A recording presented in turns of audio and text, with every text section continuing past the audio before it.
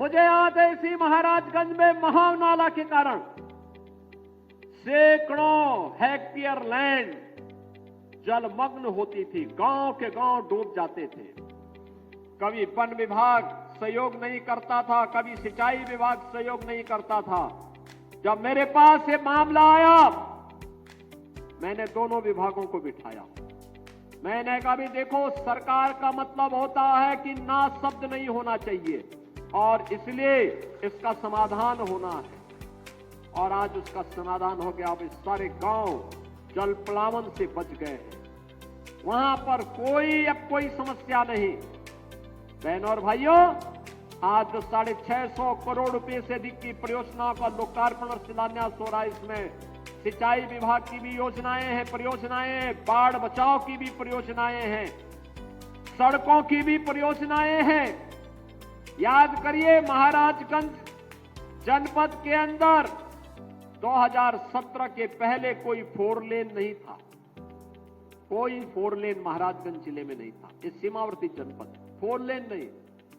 अब तो 4 लेन की एक बाढ़ सी आ गई है। गोरखपुर नौतनवा मार्ग, गोरखपुर नौतनवा सुनौली मार्ग के 4 लेन के अंतिम चरणों में चल रहा है।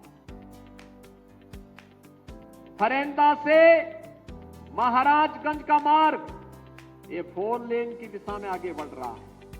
गोरखपुर से हम लोग जब आ रहे हैं परतावल होते हुए महाराजगंज ठूठीबाड़ी, निचलौल ठूठीबाड़ी के लिए निकल रहे हैं, ये भी 4 लेन बनने की दिशा में आगे बढ़ रहा है।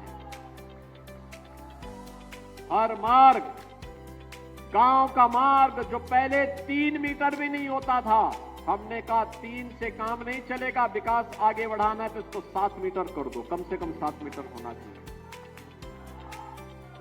7 मीटर के मार्ग को 10 मीटर के किए जा रहे हैं। बहनों और भाइयों, विकास का कोई विकल्प नहीं और उसी विकास के विकल्प को आपको उपलब्ध करवाने के लिए, आपके जीवन को मंगलमय बनाने के लिए हम सब आगे बढ़े हैं। सिंचाई विभाग ने पिछले 8 वर्ष मैंने कार्य किए। अर्जुन सहायक परियोजना ये बुंदेलखंड के अंदर बनी। मुझे याद है जब तक सिंचाई की परियोजना नहीं थी, वहां के खेत का सालाना, अगर किसी को खेत किराए पे देना होता था 5,000 रुपया नहीं मिलता था। और आज उसी महोबा में 50,000 रुपया उस खेत का मिलता है, सालाना 50,000 रुपया।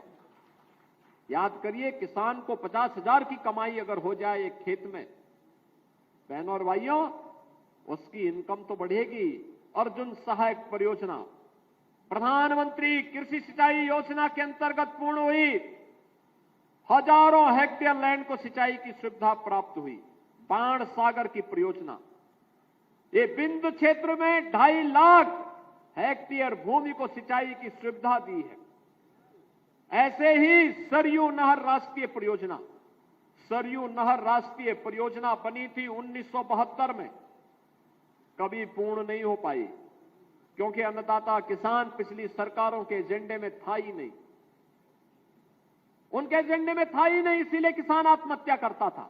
आज तो बहनों और भाइयों, अन्नदाता किसान के लिए ऋण माफी का कार्यक्रम भी है।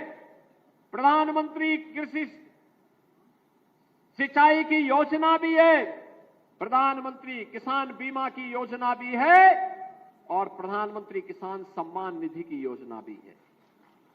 और आज उसकी सरयू नहर राष्ट्रीय परियोजना को हमने 2021 में प्रधानमंत्री मोदी जी के कर कमलों से लोकार्पण करवाया।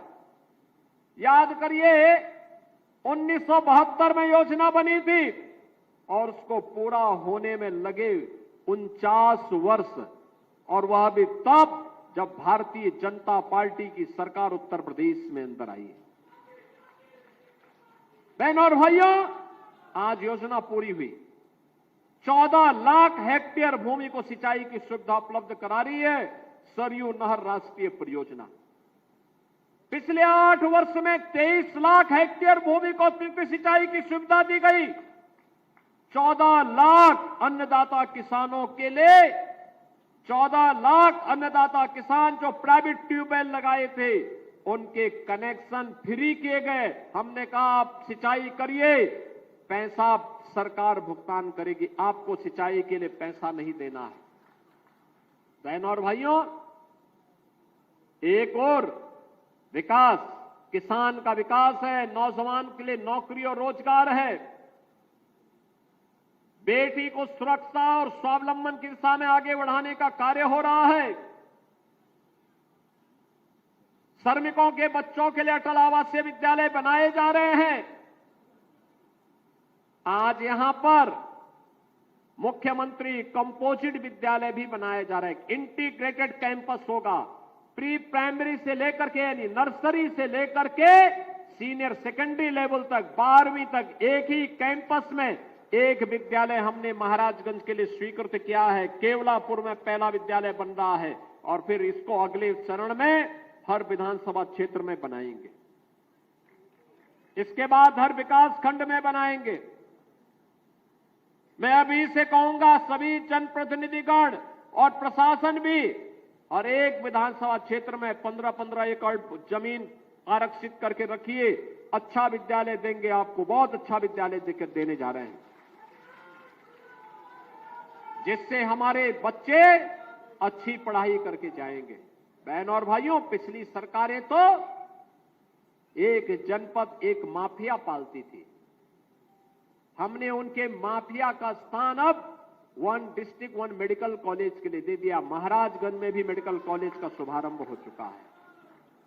मेडिकल कॉलेज का शुभारंभ हो चुका है।